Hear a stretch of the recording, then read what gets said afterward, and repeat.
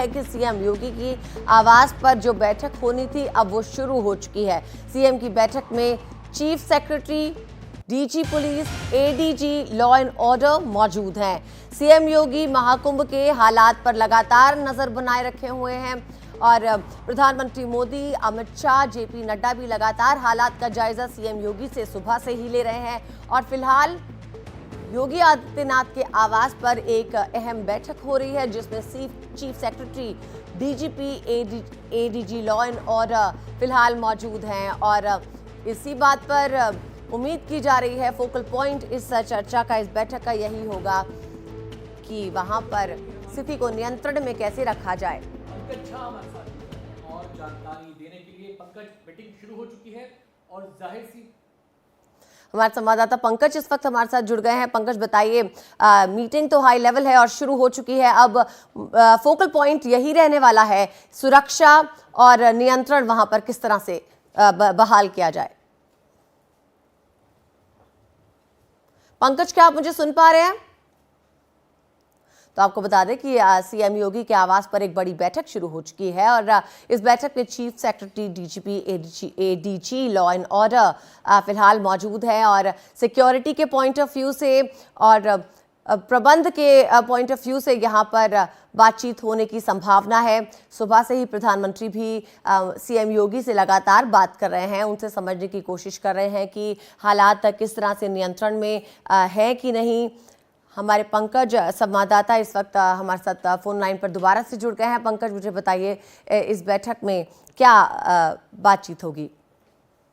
देखिए, बहुत सारे सीनियर आईएएस आईपीएस अधिकारी तो अभी मेला इलाका जो लगा हुआ है प्रयागराज में महाकुंभ का, वहां तैनात है। लेकिन अभी इससे कुछ देर पहले सीएम योगी आदित्यनाथ ने जब उनकी प्रधानमंत्री नरेंद्र मोदी से 3 बार बातचीत हुई, केंद्रीय गृह मंत्री अमित शाह से बातचीत हुई, वो सब इस बात को लेकर चिंतित है और लगातार मॉनिटर कर रहे हैं कि आखिर वहां पे क्या हो रहा है और लगातार स्नान कैसे जारी रहे।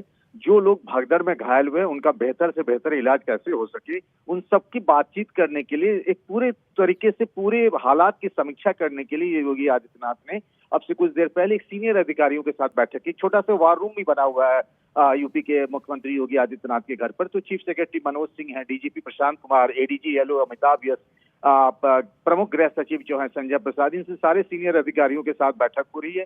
कुछ लोग प्रयागराज से, महाकुंभ इलाके से भी जुड़े हुए हैं और किस तरीके से आगे स्ट्रीमलाइन करना है, क्योंकि आज ये स्नान है, लगातार ये दबाव जो करोड़ों लोग पहुंच गए हैं उनको फिर, जैसे आपने अयोध्या में देखी स्थिति, राम मंदिर के बाहर कैसी भगदड़ जैसी स्थिति हो गई थी, वहां वाराणसी में काशी विश्वनाथ जैसे मंदिर के पास कैसी स्थिति हो गई थी। आपको याद होगा साल 2013 में कुंभ से स्नान करके जब लौट रहे थे तब प्रयागराज रेलवे स्टेशन पर भगदड़ हो गई थी और काफी लोग मारे गए थे। अब जब ये लोग लौटेंगे, ट्रेन पकड़ेंगे, बस पकड़ेंगे, अभी बहुत सारी चीजें बची हुई हैं, उन सारे हालात की समीक्षा करने के लिए एक बड़ी बैठक बुलाई है जिसमें एक एक पॉइंट पर लगातार चर्चा की जा रही है। पंकज, लेकिन मसला केवल प्रयागराज में महाकुंभ का नहीं है। एक पैटर्न यहां पर यह देखा गया है, वो ये कि जो लोग प्रयागराज में आ रहे हैं वो प्रयागराज से जुड़े हुए जो आसपास के इलाके हैं, तीर्थ स्थल हैं, चाहे वो चित्रकूट हो, चाहे वो वाराणसी हो, चाहे वो अयोध्या हो, वहां का भी रुख कर रहे हैं। एक बड़ी तादाद ऐसे भी लोगों की है। आज 8 से 10 करोड़ लोग यहां पर हैं, तो क्या उसको लेकर भी कोई एक वैकल्पिक प्लान दिमाग में, अब रोड मैप तैयार किया जाएगा इस मीटिंग के आधार पर? जी हाँ, बड़ा स्वाभाविक सा भी है। जो बिहार से, राजस्थान से, मध्य प्रदेश से, सुदूर मेघालय, कर्नाटक से आ रहे हैं, वो लोग सिर्फ प्रयागराज में स्नान नहीं करते। वो जब आए हैं कि एक बार आए हैं हम संगम में डुबकी लगाएं, तो अगल बगल में जो बड़े मंदिर है वहां भी चले जाएं।